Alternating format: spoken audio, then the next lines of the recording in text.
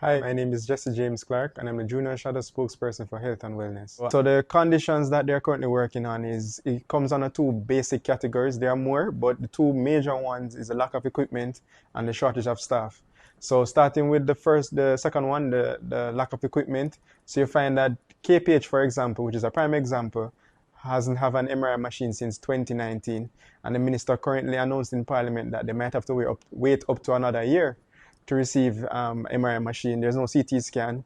Sometimes, as you heard earlier up in the year, late last year, when we had the cases of dead babies, um, uh, the minister said that it was because of a shortage of nurses that caused the problem. But we also had the president of the Nurses Association coming out to say that sometimes, and the vice president coming out to sometimes they don't have basic things like soap and water in the hospital to wash hands and so on. So the conditions are very difficult that they work on. They're underpaid, they're short staffed, and they're overworked. The shortage of equipment means that your health is at risk. So for example, now when you go to KPH, you now have to leave KPH irrespective of what your condition is, and you have to now leave KPH and go to these private institutions all over Kingston and St. Andrew, and sometimes outside of the parish to have your different scans done, and then return to KPH.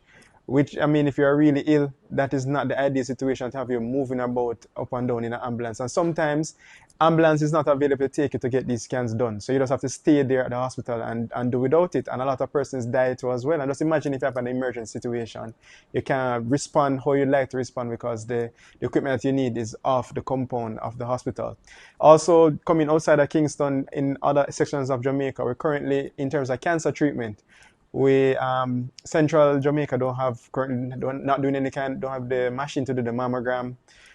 There's no cancer machine, there's no Linac machine in Central Jamaica or on the North Coast.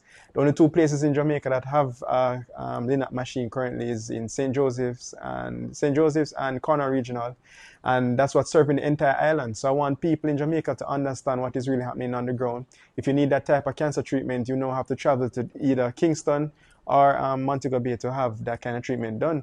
And it's very expensive to have that treatment done outside of the public health system because you're looking at sometimes up to $4 million per treatment. So we're calling on the minister to ensure that Central Jamaica, it would be nice if every hospital had a cancer treatment machine, but we're saying at least now for the time being, St. Anne's Bay should get one, Mandeville should get one, Black River Hospital should also get one, and Clarendon should also get one, Maypen, and Spanish Town too as well. Because of the high rate of migration of our healthcare workers, one of the suggestions that I have been repeating over and over from when I just became a junior shadow spokesperson on health is that we need to believe in our local people and believe that we can train them to do the job that we have to do here.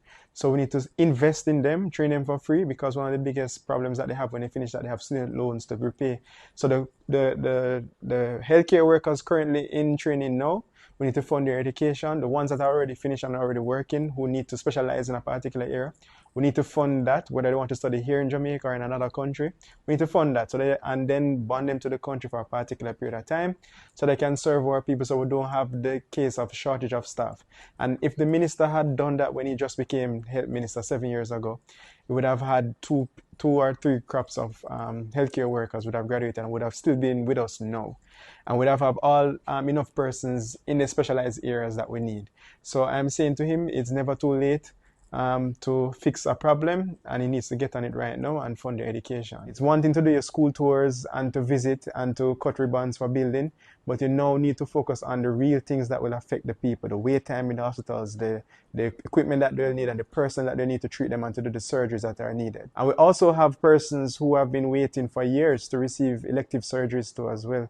Just imagine you have cancer, you need surgery, and you have to be waiting that length of time to have the surgery done. It's just unacceptable. So we need to be serious. If we really love the people of Jamaica, we now have to pay attention to things like that, the things that really affect them. My vision for mobile healthcare, the minister announced recently, we made a suggestion before, and he has accepted it partially.